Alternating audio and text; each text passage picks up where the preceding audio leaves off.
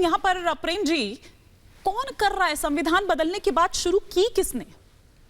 कौन ये डर दिखा रहा है? क्योंकि पीएम ये कह रहे हैं कि एक नैरेटिव गढ़ा जा रहा है, ना तो विपक्ष के पास कोई विजन है, ना विपक्ष का पास कोई विश्वास है, क्योंकि जनता विश्वास नहीं करती है। लेकिन वो ये कह रहे हैं कि हो क्या रहा है, डराया जा रहा है लोगों को, संविधान बदल जाएगा, ये हो जाएगा, वो हो जाएगा, न जाने क्या हो जाएगा। संशोधन तो पहले भी हुए। महत्वपूर्ण है हिमानी जी आपका सवाल कि ये बात अभी आई क्यों। हाँ। आप देखिए, लगातार अनंत हेगड़े, ज्योति मिर्धा, लल्लू सिंह, सांसद प्रेम कुमार गया वाले, और यहाँ तक कि अभी फिर अरुण गोविल भी शामिल हैं। सब लोग कुछ बोल रहे हैं, कुछ ऐसा वो करना चाहते हैं जिसके लिए उनको 400 से ज्यादा सीट चाहिए और संविधान बदले बिना नहीं। वो कह रहे हैं कि 272 में भी बन जाती है सरकार। तो वो कह रहे हैं कि संविधान बदलने के लिए हमको 400 से ज्यादा चाहिए, तभी हो सकता है। तो इस परिप्रेक्ष्य में विपक्ष पूछ रहा है कि इनको भाई क्यों चाहिए, संविधान बदलना क्यों चाहते हैं। अब दूसरी बात है कि विपक्ष, मोदी जी ने तो बता दिया कि भ्रष्टाचारियों पर दरअसल वो नकेल कसना चाहते हैं, उसके लिए 400 पार चाहिए। मोदी जी ने भी तो बता दिया है। तो समझ लीजिए, मोदी जी को लगा कि विपक्ष जो संविधान हटाने का मुद्दा उठा रहा है, हाँ। उससे उनको बेचैनी हुई, तब तो उसका उत्तर देना उन्होंने शुरू किया। अच्छा। अगर नहीं हुई बेचैनी, हाँ। तो इसका मतलब है कि वो अपने नेताओं को जवाब दे रहे हैं। अच्छा। जो संविधान बदलने की बात कर रहे, दोनों में एक ही बात होगी ना। या तो विपक्ष के मांग की दबाव में आ गए और कह रहे हैं कि नहीं, संविधान हटाने की बात कोई नहीं कर सकता, और उसके, या फिर अगर यह गलत है, विपक्ष का दबाव उन पर पड़ता ही नहीं, वो अलौकिक है, वो बड़े नेता हैं, तो इसका मतलब है कि अपने ही नेताओं के दबाव में आ गए वो। उनके लिए तो बड़ा आसान है, एक बार अपने नेताओं को डांट दे, फालतू की बातें क्यों करते हैं, वो संविधान कोई नहीं बदल सकता। लेकिन उधर नरेंद्र मोदी जी बोलते रहते हैं, उधर नेताजी, फिर कुछ ना कुछ तो कोई नया नेता आ जाता है बोलने के लिए। तो संविधान बदलने की बात कौन कर रहा है, ये सामने। सौरभ दुबे जी, कौन कर रहा है? और अगर ये नेता जिन जिन के नाम यहाँ पर प्रेम कुमार जी ने लिए, तो ये पहले अनंत हेगड़े आते हैं, फिर लल्लू सिंह आते हैं, मिर्धा की नाम भी आपने यहाँ पर लिया, ज्योति मिर्धा का, प्रेम कुमार, तो ये तमाम नाम ये किसे खुश करने के लिए बोल रहे हैं? जो ये कह रहे हैं कि भैया सरकार तो 272 भी अगर आती है तो उसमें भी हम मना ले जाएंगे, लेकिन 400 पार हमें इसलिए चाहिए क्योंकि हमें 2/3 दरअसल चाहिए संविधान बदलने के लिए। तो ये इस तरह के बयान किसको खुश करने के लिए बोला जा रहा है?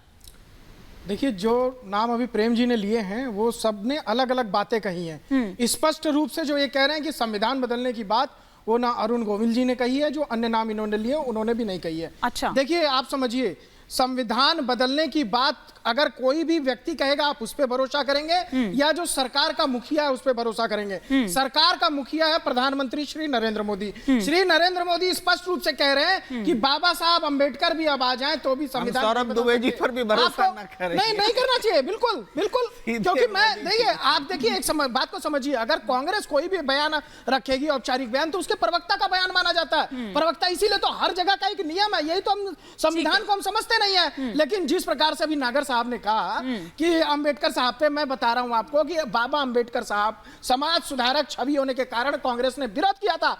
स्पष्ट रूप से आप इतिहास उठा के देखिए, जो 296 सदस्य पहली कमेटी के लिए भेजे गए थे उसमें बाबा साहब का नाम नहीं था। और खेरी जो उस समय महाराष्ट्र के मुख्यमंत्री थे, उन्होंने, उनके थ्रू इनका विरोध किया गया था। खीरी पटेल जो थे, उनके माध्यम से विरोध कराया गया था। तो आपको जानकारी पूरी स्पष्ट होनी चाहिए। पूरी जानकारी स्पष्ट सुन लीजिए। फिर उन पटेल साहब को हटाया गया, मुख्यमंत्री को हटाया गया, उनको निर्वाचित कराया गया। आप आधा ज्ञान क्या यार सौरभ भाई, अंबेडकर साहब, सौरभ भाई, 296 सौरभ भाई, ऐसे नहीं चलेगा। आप प्रूफ लाइए। बाबा साहेब भीमराव अंबेडकर जी को निर्वाचित करवा के पहली 296 भारत रत्न प्रधानमंत्री संविधान सभा की, उसमें बाबा साहब का नाम था या नहीं था?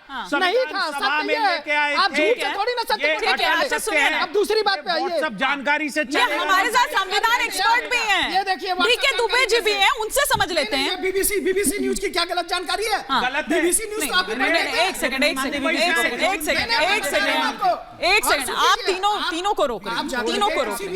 हमारे साथ संविधान एक्सपर्ट भी बैठे हैं, थोड़ा उनसे भी आप समझने की कोशिश करते हैं। पहले तो डीके दुबे जी, आप किस तरह से देख रहे हैं जिस तरह से संविधान को लेकर ये राजनीति हो रही है, और क्या वाकई 400 सीट लाने वाली पार्टी अगर ले आती है तो संविधान बदल दिया जाएगा?